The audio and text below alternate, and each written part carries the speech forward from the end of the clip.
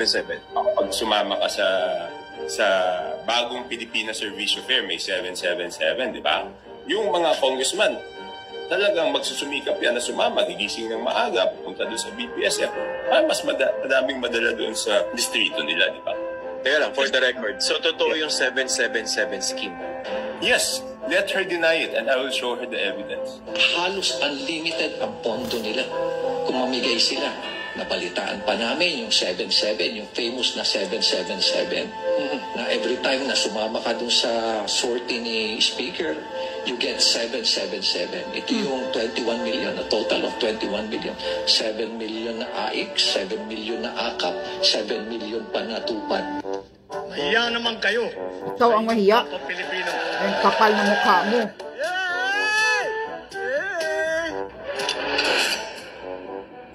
Tandaan mo yun, di ba? Yes, yung 777. Pag sumama ka sa bagong Pilipinas Servisyo Fair, may 777, di ba? Yung mga congressman, talagang magsusumikap yan na sumama, gigising ng maaga, pupunta doon sa BPSF. Mas madaming madala doon sa distrito nila, di ba? Kaya lang, for the record, so totoo yung 777 scheme? Yes, let her deny it and I will show her the evidence.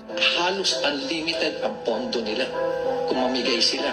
Nabalitaan pa namin yung 77, yung famous na 777, na every time na sumama ka dun sa sortie ni Speaker, you get 777. Ito yung 21 million, a total of 21 million. 7 million na AIC, 7 million na AKAP, 7 million pa na tupad.